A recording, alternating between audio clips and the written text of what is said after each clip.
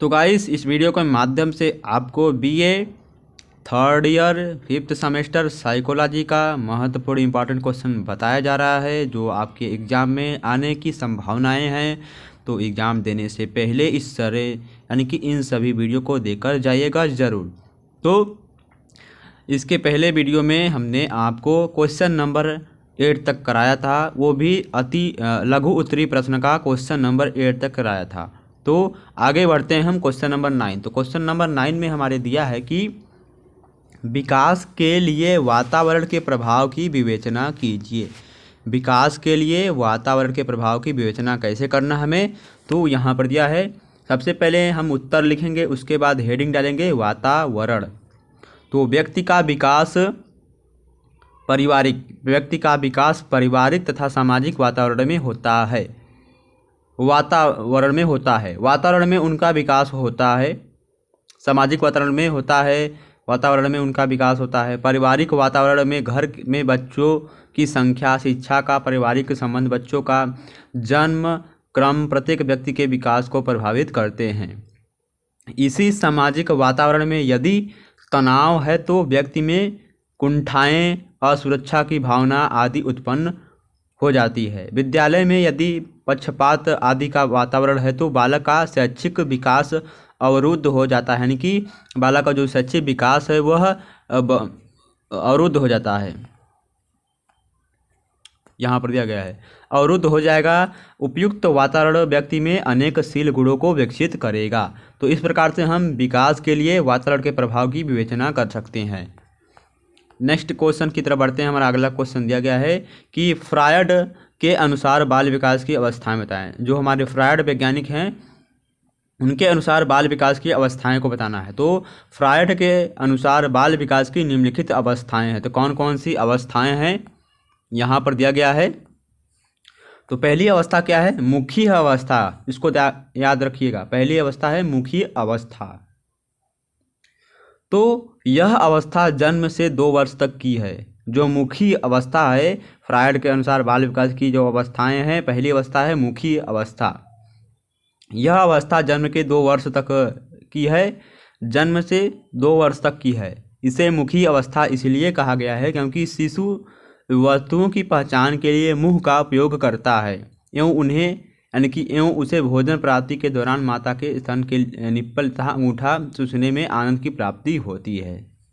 ठीक है, उसे हम मुखी अवस्था कहते हैं। नेक्स्ट क्वेश्चन है गोदी अवस्था या फ्रायड गोदी अवस्था। फ्रायड का विचार है कि बालक मल मूत्र त्याग कर अपनी काम प्रवृत्ति की संतुष्टि करता है। काम प्रवृत्ति का केंद्र गुदा का क्षेत्र होता है। यह अवस्था 2 से 3 वर्ष की आयु तक बालक में रहती है। नेक्स्ट क्या है हमारा, तो नेक्स्ट क्या है कि अप्रत्यक्ष अवस्था क्या दिया है। नेक्स्ट क्या है, लिंग विधान। 4 से 5 वर्ष के बीच इस अवस्था में बालक लिंग का अंतर पहचानने लगता है। 4 से 5 वर्ष के बीच इस अवस्था में बालक लिंग का अंतर पहचानने लगता है, यानी जेंडर। और चौथा क्या हमारा, अप्रत्यक्ष अवस्था। यह अवस्था 5 से 12 वर्ष तक की है। यह अवस्था 5 साल से 12 वर्ष तक की है। इस अवस्था में बालक की काम क्रियाएं प्रायः शांत सी रहती हैं, जिसका मुख्य कारण सामाजिक भय है। बालकों की रुचि बाहरी वस्तुओं में बढ़ने लगती है। नेक्स्ट क्या है, जनेंद्रिय अवस्था। जनेंद्रिय अवस्था क्या दिया है, 5वां नंबर क्या है, जनेंद्रिय अवस्था। विकास की अंतिम अवस्था 12 से 20 वर्ष तक की है। विकास की अंतिम अवस्था 12 से 20 वर्ष तक की है। इस अवस्था के दौरान कामुकता की संतुष्टि जनेंद्रियों पर केंद्रित रहती है। यह था हमारे 5 पॉइंट्स फ्रायड के अनुसार बाल विकास की अवस्थाएं था। अगला क्वेश्चन है हमारा, पियाजे के अनुसार विकास की कौन कौन सी अवस्थाएं हैं। पियाजे के अनुसार यह अवस्था जन्म से 2 वर्ष तक रहती है। संवेदी क्रियात्मक अवस्था, यह पियाजे का बौद्धिक विकास की प्रथम अवस्था है। संवेदी क्रियात्मक अवस्था, यह अवस्था जन्म से 2 वर्ष तक की होती है। इस अवस्था में बालक संवेगात्मक एवं गत्यात्मक क्रियाशील में व्यस्त रहते हैं। आगे का पॉइंट चलिए देखते हैं हम। पियाजे ने 4 पॉइंट्स बताए थे विकास के। तो पूर्व संक्रियात्मक अवस्था, यह अवस्था 2 से 7 वर्ष तक की होती है। इस अवस्था में बालक संकेतात्मक यानी संकेतात्मक प्रतिक्रियाएं बनाने एवं प्रयोग करने लगते हैं, यानी संकेत में संकेतों की चीज़ों यानी संकेत के माध्यम से समझने लगते हैं। अगला को दिया है पॉइंट, मूर्त संक्रियात्मक अवस्था। इस अवस्था यानी कि यह अवस्था 7 से 12 वर्ष तक की आयु में होती है। इस अवस्था में बालक उन वस्तुओं के बारे में विवेकपूर्वक सोचने लगता है जिनका वह अनुभव करता है। अगला पॉइंट है चौथा नंबर, औपचारिक संक्रियात्मक अवस्था। यह अवस्था 12 वर्ष से प्रौढ़ावस्था आने तक होती है। यह अवस्था 12 वर्ष से प्रौढ़ावस्था तक प्रौढ़ावस्था तक होती है। इस अवस्था में बालक में समान नियम, सिद्धांत तथा उपकल्पनाएं बनाने की क्षमता उत्पन्न होती है। यह था हमारे पियाजे के अनुसार बाल विकास के जो कारक हैं क्या थे, बाल विकास के अवस्थाएं थे, यानी कि हाँ पियाजे के अनुसार विकास की यह 4 अवस्थाएं हैं। उन्होंने 4 ही अवस्थाएं बताए थे। आगे का हमारा पॉइंट क्वेश्चन नंबर 12 में दिया है, मानव विकास के अध्ययन की क्रमबद्ध सचित्र लेखन विधि क्या है। मानव विकास के अध्ययन की क्रमबद्ध चरित्र लेखन क्या है। यहाँ पर चरित्र लेखन दिया है, तो दिया है उत्तर क्या है, इस विधि का उपयोग अनेक प्राचीन मनोवैज्ञानिकों ने किया है। पेयर 1882 से पहले, यानी जो हमारे पेयर थे वह 1882 से पहले भी कुछ मनोवैज्ञानिक और विद्वानों ने इस विधि का उपयोग किया है, परंतु इन विद्वानों के द्वारा प्रयुक्त यह विधि अधिक क्रमबद्ध न थी, यानी कि यह विधि अधिक नहीं चली थी, इसका प्रयोग अधिक नहीं हुआ था। बाल मनोविज्ञान की समस्याओं के अध्ययन में यह विधि 20वीं शताब्दी के प्रारंभ तक बहुत अधिक लोकप्रिय रही, यानी कि 20वीं शताब्दी के प्रारंभ यानी कि शुरुआत में यह जो विधि थी बहुत प्रचलित थी, लोकप्रिय थी। पेयर ने अपने ही बालक का चरित्र लेखन तैयार किया। जो पेयर वैज्ञानिक थे, मनोवैज्ञानिक, इन्होंने अपने बालक पर ही प्रयोग किया, यानी कि अपने बालक का चरित्र लेखन तैयार किया। यह चरित्र लेखन जन्म से 3 वर्ष तक की अवस्था तक था, यानी कि यह जो पेयर ने चरित्र लेखन तैयार किया था अपने पुत्र का, वह 3 वर्ष तक ही अवस्था तक था, यानी कि वह 3 वर्ष का होता तभी तक था।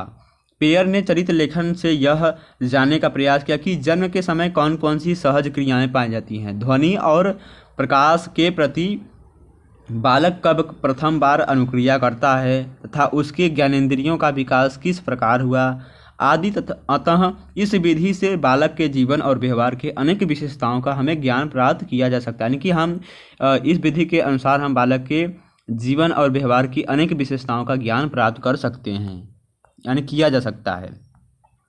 आगे दिया गया है, आगे कुछ और दिया गया है, चलिए देखते हैं। आगे दिया गया है क्या कि इस विधि में अध्ययनकर्ता होता है बालक के व्यवहार का प्रतिदिन निरीक्षण करता है और निरीक्षण के आधार पर व्यवहार की विशेषताओं को क्रमबद्ध यानी अच्छे ढंग से नोट करके एक रिकॉर्ड तैयार करता है। यह रिकॉर्ड चरित्र लेखन कहलाता है। इस रिकॉर्ड का विश्लेषण करके बालक के व्यवहार के क्रमिक विकास यानी कि उसका क्रम बाय क्रम विकास होता है, यानी उसके क्रम बाय क्रम विकास का अध्ययन किया जाता है तथा बालक के व्यवहार को इस प्रकार सफलतापूर्वक समझा जा सकता है। इस विधि के द्वारा बालक के शारीरिक और मानसिक विकास के परिवर्तनों का सही ज्ञान प्राप्त हो जाता है। दिया है सही ज्ञान तभी प्राप्त हो सकता है जब रिकॉर्ड वैज्ञानिक ढंग से तैयार किया गया हो। इस विधि की एक विशेषता यह भी है कि बालक के व्यवहार का निरीक्षण स्वतंत्र वातावरण में किया जाता है, यानी कि यदि स्वतंत्र वातावरण है तभी इस विधि का निरीक्षण किया जाता है। अतः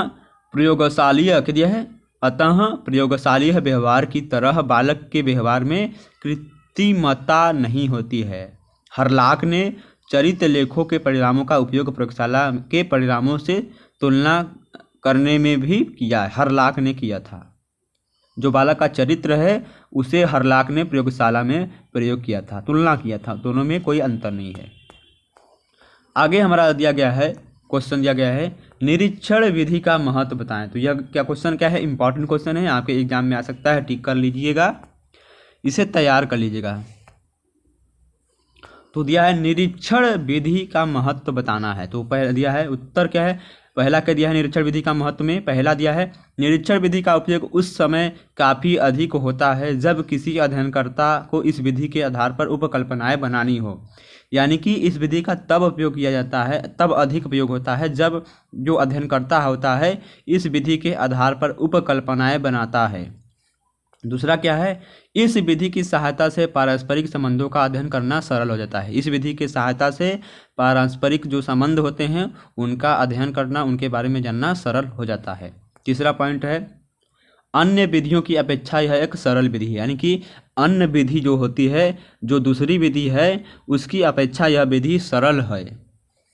चौथा पॉइंट है इस विधि द्वारा प्राप्त परिणाम अधिक विश्वसनीय होते हैं, यानी कि इस विधि के द्वारा हम जो परिणाम प्राप्त करते हैं, जो रिकॉर्ड प्राप्त करते हैं वह अधिक विश्वसनीय होते हैं, सही होते हैं, क्योंकि अध्ययनकर्ता व्यवहार का निरीक्षण विभिन्न सूक्ष्म यंत्रों और यह है क्योंकि इस अध्ययनकर्ता व्यवहार का निरीक्षण विभिन्न सूक्ष्म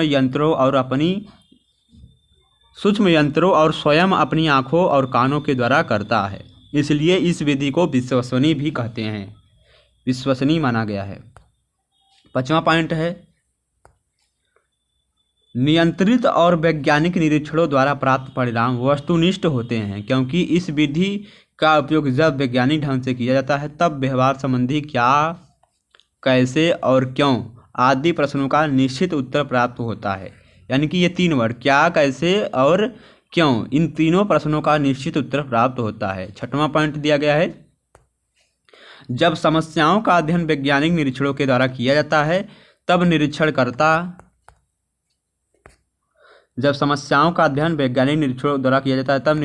क्या करता है, तब निरीक्षणकर्ता अपनी पूर्व धारणाओं, पक्षपातों और रुचियों आदि से मुक्त होकर निरीक्षण करता है। ऐसी परिस्थितियों के अध्ययन परिणामों पर निरीक्षणकर्ता के विचारों और भावनाओं का प्रभाव कम से कम रहता है। सातवां पॉइंट है कि वैज्ञानिक निरीक्षणों में एक समस्या के अध्ययन में चाहे कितने निरीक्षणकर्ता क्यों न हो, सभी निरीक्षणकर्ताओं को समान परिणाम प्राप्त होते हैं, अतः प्राप्त परिणाम विश्वसनीय, शुद्ध और सार्वभौमिक होते हैं, अर्थात वैज्ञानिक होते हैं। तो ये थे हमारे निरीक्षण विधि के लक्षण थे, निरीक्षण विधि के उपयोग यानी कि उसके महत्व थे, निरीक्षण विधि का महत्व था। अब हम आगे बढ़ते हैं क्वेश्चन की तरफ। आगे क्वेश्चन हमारा दिया गया है प्रयोगात्मक विधि के गुण दोष बताएं या मानव विकास के अध्ययन की विधि में प्रयोगात्मक विधि के गुण दोष बताएं। तो गुण दोष क्या है, पहला हमारा दिया गया है, पहला है उत्तर कार्य और कारण संबंधों का अध्ययन इस विधि द्वारा जितनी शुद्धता से किया जाता है उतना दूसरी विधि द्वारा नहीं किया जा सकता, क्योंकि इस विधि द्वारा कार्य और कारण संबंध की मात्रा का भी अध्ययन किया जा सकता है। दूसरा पॉइंट है यह विधि अन्य विधियों की अपेक्षा अधिक शुद्ध और संक्षिप्त है, क्योंकि इसमें एक व्यवहार को प्रभावित करने वाले अनेक कारकों को नियंत्रित कर कार्य और कारण के प्रभाव का अध्ययन किया जाता है। अगला पॉइंट है यह विधि उपकल्पना के परीक्षण की श्रेष्ठ विधि है, क्योंकि इसमें कार्य और कारण संबंधों का अध्ययन एक या अधिक नियंत्रित समूह तथा प्रयोगात्मक समूह की सहायता से किया जाता है। नेक्स्ट पॉइंट, चौथा पॉइंट है अन्य विधियों की अपेक्षा यह सर्वाधिक वैज्ञानिक विधि है। क्या है, अन्य विधियों की अपेक्षा यह सर्वाधिक वैज्ञानिक विधि है। नेक्स्ट क्या है हमारा, इस विधि द्वारा अध्ययन के आधार पर प्राप्त परिणाम विश्वसनीय, वैध तथा सार्वभौमिक होते हैं। इस विधि के प्रयोग के कारण ही मनोविज्ञान अन्य प्राकृतिक विज्ञानों की श्रेणी में गिना जाने लगा है।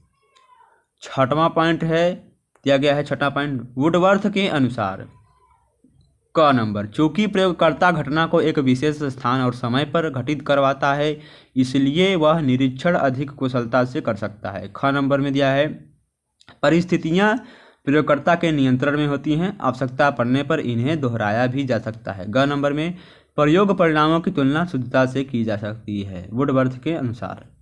अब प्रयोगात्मक विधि के क्या हैं दोष क्या है, मनोविज्ञान पहला दिया है, पहला पॉइंट दिया गया है, इसमें दोष में एक ही पॉइंट है। मनोविज्ञान की समस्याओं का इस विधि से अध्ययन करते समय बड़ी कठिनाई यह है कि एक व्यवहार विशेष को प्रभावित करने वाले अनेक कारकों को नियंत्रित करना पड़ता है, परंतु व्यवहार की जटिलता और गतिशीलता के कारण कारकों को नियंत्रित करना असंभव नहीं तो कठिन अवश्य हो जाता है। नेक्स्ट क्वेश्चन, अगला पॉइंट है साक्षात्कार विधि के महत्व बताना है हमें। साक्षात्कार विधि है उसके महत्व। पहला पॉइंट है हमारा कि इस विधि द्वारा हम उन समस्याओं या घटनाओं का अध्ययन करते हैं जिनको हम देख भी नहीं सकते अथवा जिनका निरीक्षण विधि द्वारा अध्ययन नहीं किया जा सकता है, उनका अध्ययन इस विधि द्वारा करते हैं।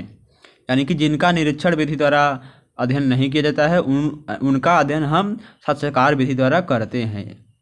जिसे हम देख नहीं सकते उसका अध्ययन हम साक्षात्कार विधि में करते हैं।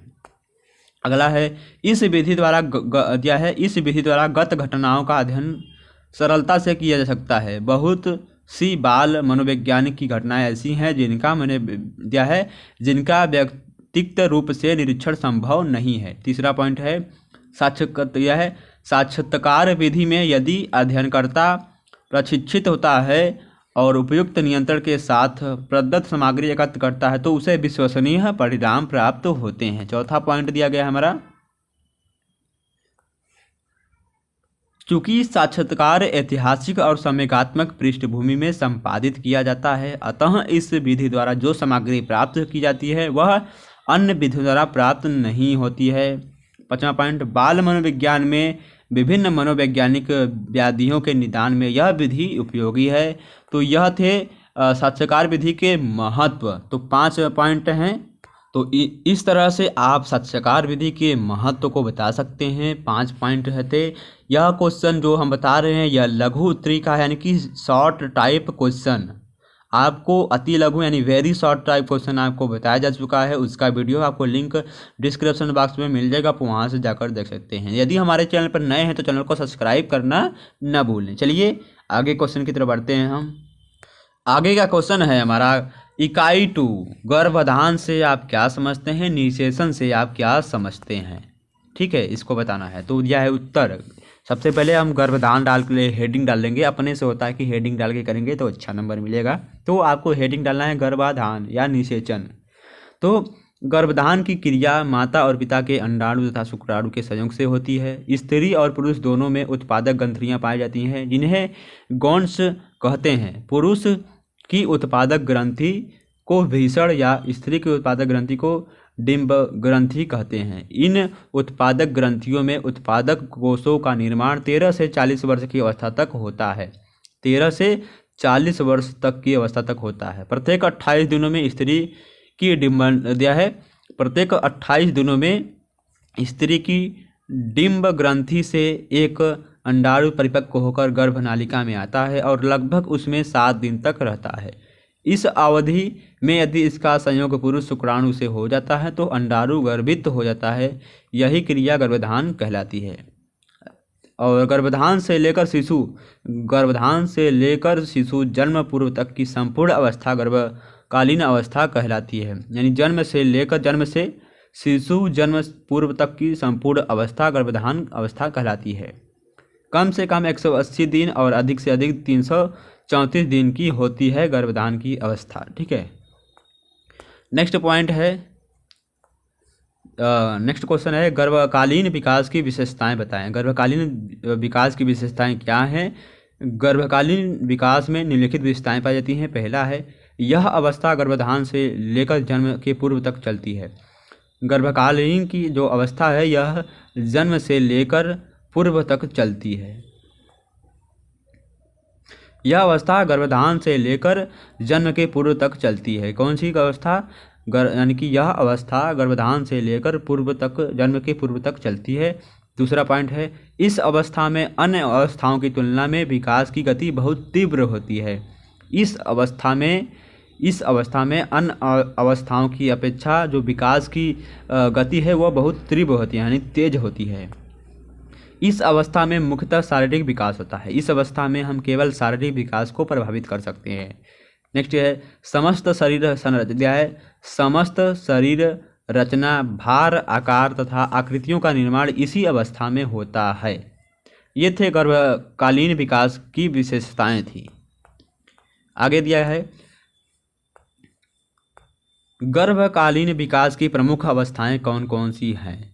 तो गर्भकालीन अवस्था में विकास की गति अति तीव्र होती है। इसे 3 भागों में विभाजित किया गया है। डिंब अवस्था या बीज अवस्था, गर्भ से 2 सप्ताह तक। डिंबावस्था या बीजावस्था, यह गर्भ से 2 सप्ताह तक होता है, गर्भाधान से 2 सप्ताह तक होता है। भ्रूणावस्था तीसरे सप्ताह से दूसरे माह के अंत तक होता है। भ्रूणावस्था तीसरे सप्ताह से 2 माह के अंत तक होता है, भ्रूणावस्था। और गर्भस्थ शिशु की अवस्था तीसरे माह के प्रारंभ से जन्म लेने के समय तक होता है। शिशु अवस्था यानी कि गर्भस्थ शिशु अवस्था तीसरे माह के प्रारंभ से शिशु के जन्म लेने के समय तक होता है। ये थे गर्भकालीन की प्रमुख अवस्थाएं। 3 अवस्थाएं होती हैं, डिंबावस्था, बूढ़ावस्था, गर्भस्थ शिशु की अवस्था। अगला दिया गया हमारा भ्रूणावस्था पर टिप्पणी लिखिए। उत्तर भ्रूणावस्था डालेंगे हेडिंग। फिर उसके बाद यह गर्भकालीन की दूसरी अवस्था है जो तीसरे सप्ताह से लेकर दूसरे माह के अंत तक चलती है। जो तीसरे सप्ताह से लेकर दूसरे माह के अंत तक चलती है। गर्भकालीन विकास की दृष्टि से यह अत्यंत महत्वपूर्ण अवस्था है, क्योंकि समस्त शरीर रचना, आकार और आकृतियों का निर्माण इसी अवस्था में होता है, यानी भ्रूणावस्था में होता है। इस अवस्था के अंत तक भ्रूण मानव की आकृति प्राप्त कर लेता है। इस अवस्था में विकास की गति बहुत तेज यानी तीव्र होती है, जिससे भ्रूण के अंदर अनेक महत्वपूर्ण परिवर्तन होते हैं। शरीर के सभी प्रमुख अंगों का निर्माण इसी अवस्था में होता है। दूसरे माह के अंत तक भ्रूण की लंबाई 1.25 इंच से 2 इंच तक, लगभग 1.25 इंच से 2 इंच तक, तथा भार लगभग 200 ग्राम हो जाता है। इस अवस्था में भ्रूण का स्वरूप नवजात शिशु के समान नहीं होता है। सिर का आकार अन्य अंगों की अपेक्षा बड़ा होता है। कान भी सिर से काफ़ी नीचे प्रतीत होते हैं। नाक में भी केवल एक छिद्र होता है और माथा काफ़ी चौड़ी दिखाई देता है। भ्रूणावस्था में जो भी विकास होता है वह 3 परतों से होता है। कोशिका विभाजन की निरंतरता से डिंब 3 परतों में बढ़ जाता है। प्रथम ब्राह परत कहलाती है। इससे त्वचा, बाल, नाखून, दांत, त्वचा ग्रंथियां तथा नाड़ी मंडल का निर्माण होता है। द्वितीय और मध्य परत कहलाती है। इससे त्वचा के भीतरी भाग और मांसपेशियों का निर्माण होता है। तीसरी और आंतरिक परत कहलाती है। इससे संपूर्ण पाचन तंत्र, फेफड़े, यकृत तथा विभिन्न ग्रंथियों का निर्माण होता है।